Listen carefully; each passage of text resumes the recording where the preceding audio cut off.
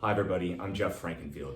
I'd like to introduce myself to you. I'm a former active duty Marine, political science major, and I'm passionate about educating people on the foundations of good government. I want to see us as the electorate, as the citizens of the United States of America, be well informed enough to make wise decisions on public policy. So whether you're on the left side of the political spectrum or the right, I welcome you both. I welcome you here in the center of the continuum for balanced conversation. This is Center Lane Conversations.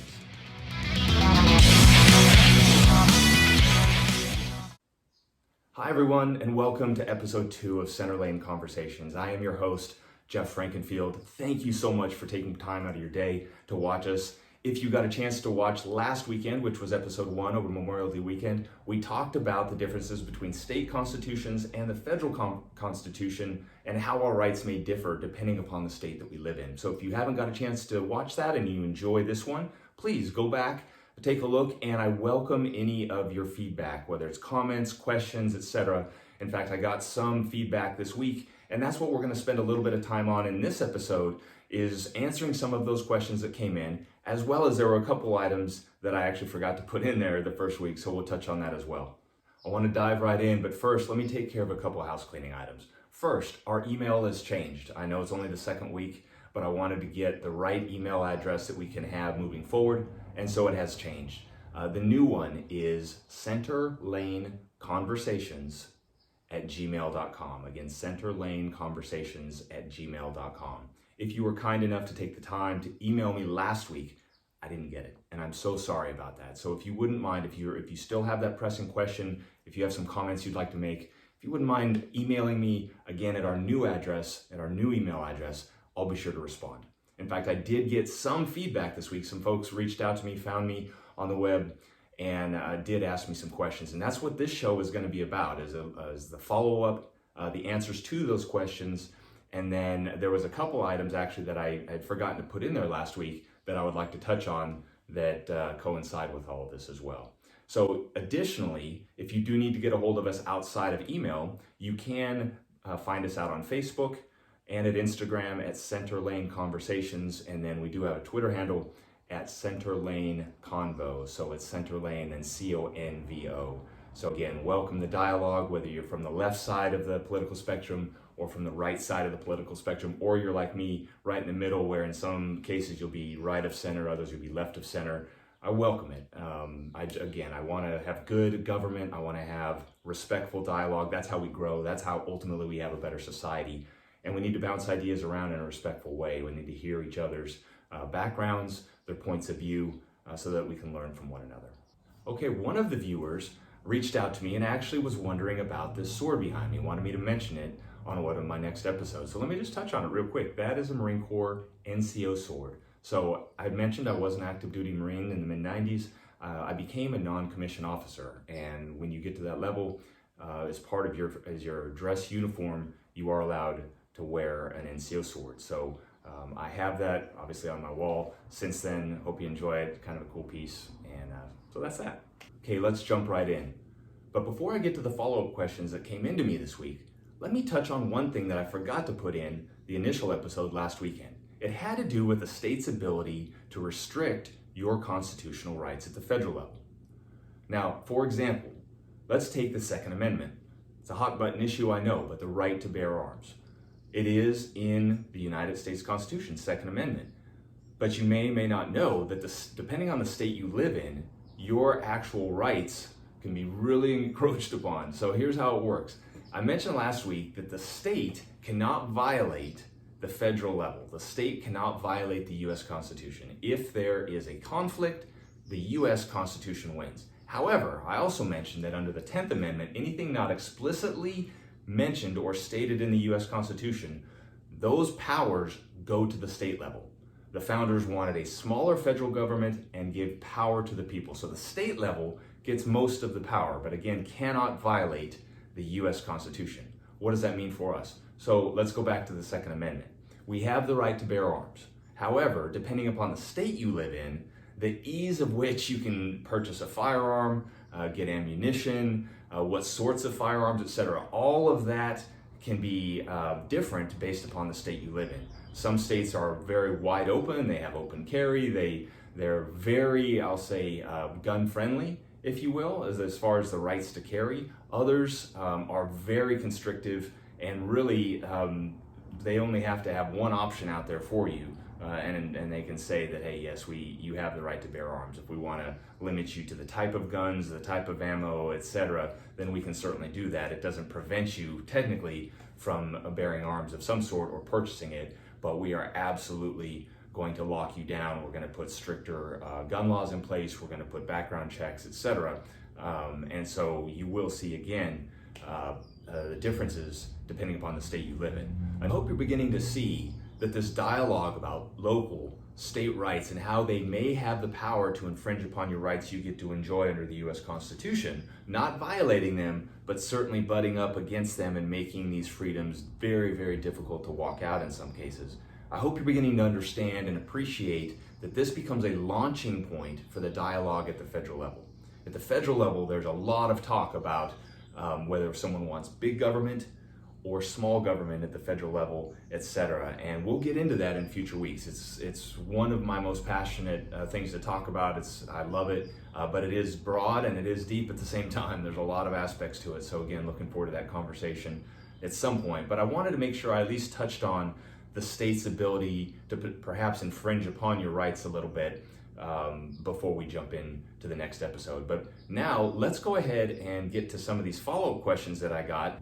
So I hope you don't mind. As viewers sent in their questions, I did go ahead and print them out so I could ask them properly. I don't want to misquote them by any means. So here we go. The first is from John in Tustin. Thank you so much. This is Tustin, California. Thank you for reaching out to me. His question is this: in regards to those powers given to the state during an emergency pandemic, is there a time limit to this power to do whatever? And secondly, does this mean during this time the Constitution is null and void, temporarily or indefinitely? Now let me touch on his second point, his second question regarding whether our constitutional rights are considered null and void temporarily or indefinitely. So last week, if you recall, if you did get a chance to watch that, I did mention that we all get to enjoy the specific freedoms laid out in the U.S. Constitution. The only time that those are superseded, they become null and void, is when there is considered an imminent threat to the health and safety of the public. So during the pandemic, that was issued. It became the power to the states became essentially police power, and we were able to go, or forced to go into lockdown.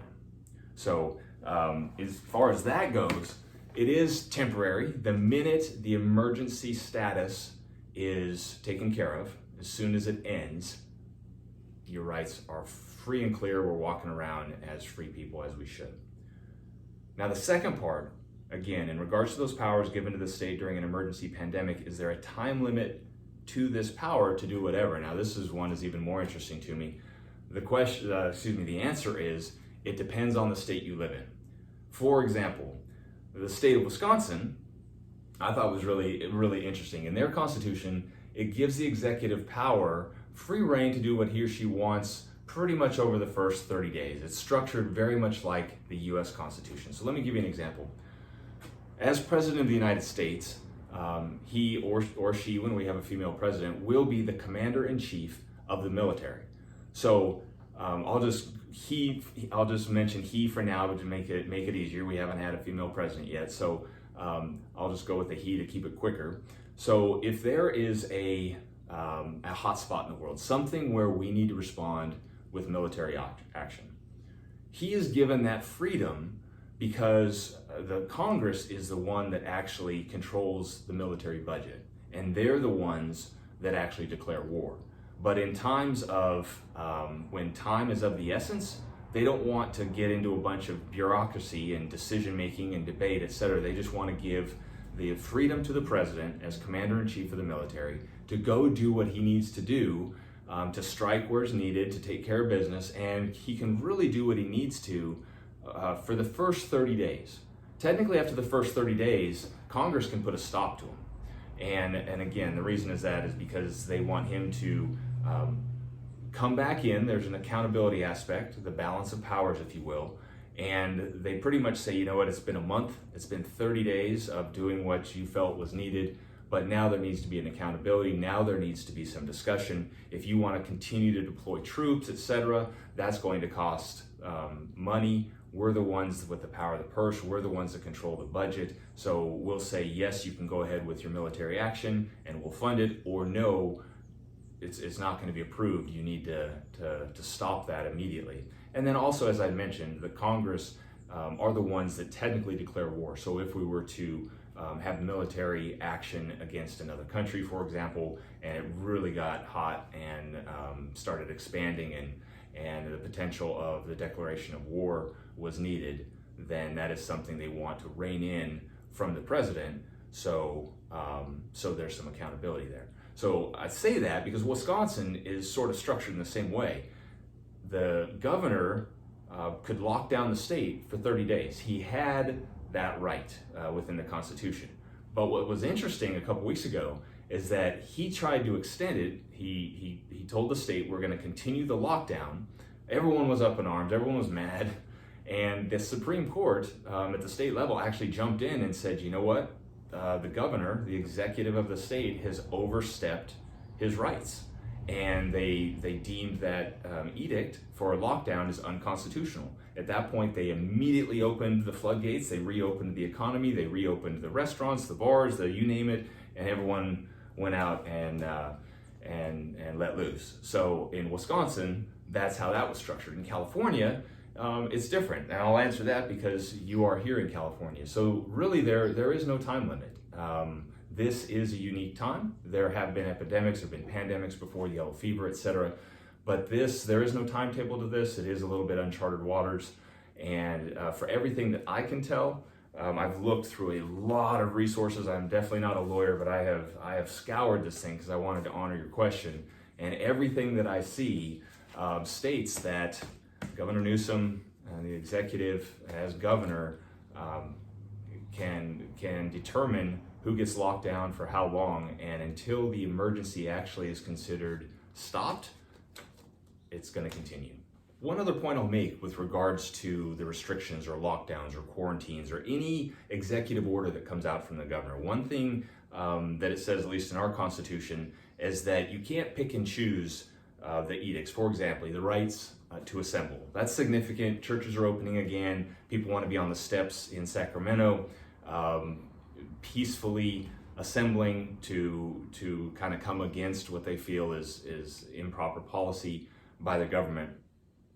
And so you can't say, for a church perspective, you can't have more than 50 people, and then say, but if you're going to assemble at the steps of the Capitol, you can't have more than 10, or you can't have more than 100, etc.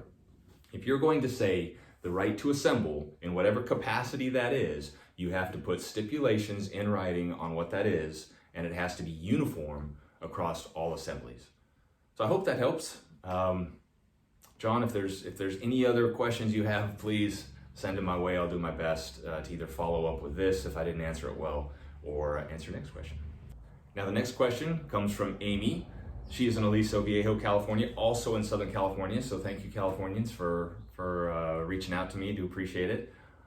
Her question is this: Jeff, during any of your research, have you found any type of loophole regarding the state of emergency and how our rights can be overridden when that's declared?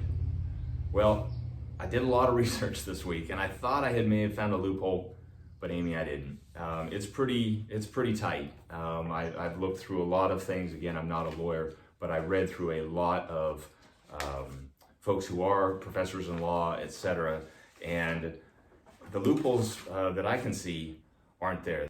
The closest thing I could find is in the government code. So you have the U.S. Constitution and you have the California Government Code. Within this, it lays out the California Emergency Services Act, which essentially lays out what the governor can and can't do, more so what he can or she can do during an emergency. And it goes through, you can see it here, a bunch of things. Now, there is one thing here that talks about regulations cannot remain in effect for more than 60 days. However, the regulation that is dealing with is non-safety related restrictions. So let me back up. So an executive order can state, hey, we're going to lock you down. He can pretty much control anything that he needs to do from a city, county, any local level, any government institution, etc. He can control what's needed in the time of an emergency. And that executive order stands for a certain amount of time. I had thought that this stated initially that that executive order I thought it said it lasts either till the emergency is gone or for up to 60 days, whichever is sooner. However, I'm sorry to say, again, this deals with non-safety related restrictions. So, COVID-19, it's still considered a safety issue, from a health safety issue, and so that's why I think these executive orders still stand, and from what I see, I don't see any loopholes. All this to say, though, again, make your voice known. I think this state in particular is starting to open up more quickly, and I think it's because the people have voiced their concerns, are getting a little angry. People, certainly the unemployment issue, everything that's gone on that we're all suffering through, regardless of where we're at in the country. But it's being noticed, and the dialogue is getting pretty heated. And the governor, I think, is relaxing some of those restrictions specifically because of that. So we are speeding up, and hopefully we'll be back to full speed here fairly soon, but it should be interesting to see how all this plays out. Okay, I wanted to leave you with one final thought. I had mentioned I started this show because I wanted to talk about good government. I wanted balanced conversations. I wanted to look at things from the left side, from the right side, from the middle side, from a side that maybe not even we here in the United States deploy, if you will. I wanted thought. I wanted discussion. That's what drives me. I think that's how we become a better society of gathering information from around us, trying to glean from everything, bring the best of whatever we see into a solution and move the society forward. So as much as I would normally not want to keep talking about the COVID-19 subject because it seems to be what everyone is talking about, and honestly some of us just need a diversion once in a while, I did promise to be up on current events, to talk about the issues that you're interested in talking about, and even based upon the questions I got this week, it is still at the forefront of people's mind. But here's the thought. Here's the thing I wanted to mention. This past week, an article came out that I was sifting through and talked about what was going on with the lockdown, or lack thereof, in Sweden. I don't know if you've heard about this, but Sweden did things differently than any of the European Union. In fact, definitely different than we did here in the United States. They did not lock down their economy at all. They just said, you know what, we're gonna go for it. We're gonna keep everything open. We're in it for the long game. They said, we believe that this COVID-19, that there's going to be a second wave that's going to create problems. And in order to push beyond that, we're going to kind of take it on the chin a little bit this first time around. We're going to keep everything open, and we're going to do what is called herd immunity, which means when a society, when the populace, about 70 to 90% of the population builds up the antibodies to fight a disease, they're then immune to it moving forward. So what Sweden did is they said, we want our population to go out, start building up the antibodies that are needed so that if anything comes around later on in the year or moving forward, that our population will be good. We do realize there's going to be a little bit of a hit initially, but it beats having to shut down our economy, put everyone in lockdown, and all of that entails. And so they did it differently. They moved forward with that structure. And I was looking at this report dated May 25th from Johns Hopkins University, and it talked about the deaths per 100,000 inhabitants. It talked about the kind of the worst 10, if you will. The United States made the top 10. We were number 9 with about 30 deaths per 100,000 people of population. Belgium was the worst, then Spain, the UK, Italy, France. Sweden was 6th. They are 6th. They have a higher death rate than the United States, but not tremendously high. Again, we are at 30 deaths per 100,000. Sweden is about 40. So they're about a third higher than we are. Belgium, by the way, is up at 81.53. They're way up there. But so Sweden, they have about a third more deaths. The death rate is about a third higher than ours, but it will be interesting to see what happens in the coming months is to see how immune they are moving forward, how their economy does versus the rest of the world, etc. So again, not taking sides. I've not done enough research into that, and I think it's probably too early to even make a determination yet. But it is interesting to see how these other ways of doing government and laying out public policy, how the diversity is out there, and it's interesting to see. Let's see what works, what doesn't, etc. So once again, I hope this was entertaining, helpful, etc. Please email me if you have any questions. Find me on social media. I am Jeff Frankenfield. Thank you for joining Center Lane Conversations, and we'll see you next time. Bye-bye.